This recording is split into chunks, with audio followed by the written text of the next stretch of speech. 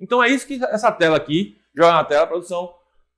Você vai ver aqui na tela, por exemplo, que a afinidade eletrônica semelhante vai dar origem ao composto covalente. Então, vamos dar uma avançada, só para a gente lembrar, quem são os compostos que vão formar essencialmente ligação covalente. Então, se você observar aí na tela, vamos lá, aqui, pode ver na tela aqui, eu coloquei o hidrogênio para você ver, né?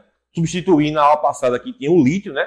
Se você pegar o último vídeo da aula passada, você vai ver que aqui tinha o lítio, não é verdade? E o lítio, ele normalmente, por ser um metal alcalino, ele vai formar composto iônico. Mas o hidrogênio, que também faz parte dessa mesma família, tem uma tendência a formar compostos covalentes. Não que ele não forme compostos iônicos, formaria os hidretos, mas isso aí é uma outra história, tá? Aqui eu coloquei o berílio, aqui eu coloquei o boro, coloquei o carbono aqui, ó. Observe que para cada família tem um elétron, tá vendo? Tem a família elétron. Família 1A, um elétron, tá aqui um elétron, né? Que é a estrutura de Lewis.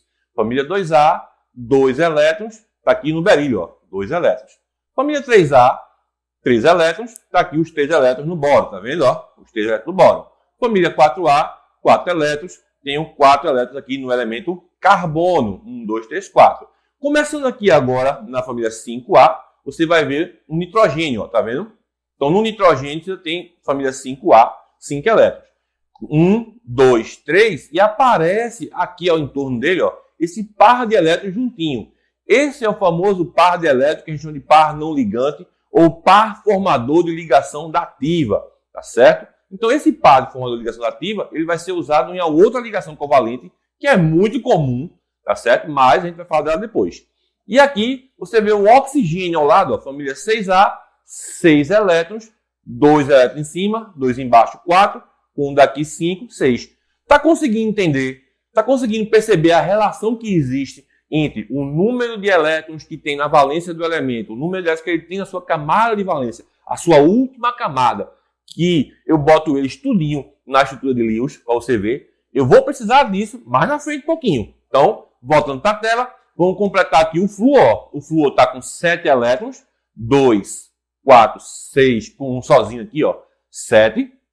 O neônio, que é um gás nobre, Bruno, mas a família não começa com o neônio, a família começa com o hélio, só que o hélio só tem 2 elétrons, então ele não podia estar ali, né? Se eu quero 8, não posso ter só 2. Então o neônio, você vê aqui, ó, 2, voltando aqui rapidinho, 2, 4, 6, 8 elétrons na sua camada de valência, ou seja, ele é um gás nobre, ele não faz ligação com ninguém, ele não faz nenhum tipo de ligação covalente simples como a gente está acostumado a ver. Volto a lembrar que gases nobres formam ligações, eles formam alguns tipos de compostos, mas são compostos que são produzidos assim. Por assim, vontade própria, por necessidade de se ligar, por necessidade de atingir a regra do octeto, os gases nobres normalmente não formarão compostos. Você não vai ver livre na natureza o XF4. Você consegue fazer, se você conseguir arrancar elétrons desse elemento e jogar para camadas, para subníveis que tenham orbitais livres, você consegue produzir esse tipo de composto, mas não é muito comum, já que são elementos que contêm 8 elétrons na sua última camada e esses elétrons já estão ocupando todos os seus orbitais. Então, para a gente terminar e continuar logo no que a gente precisa ver, uma ligação covalente, como eu já falei, é o compartilhamento de um par de elétrons por 2 átomos e que, quando são iguais, serão compartilhados igualmente e seus elétrons passam, em média, o mesmo tempo na vizinhança do outro. O que quer dizer isso? Que os elementos são compartilhados entre si e eles passam a ser atraídos pelos 2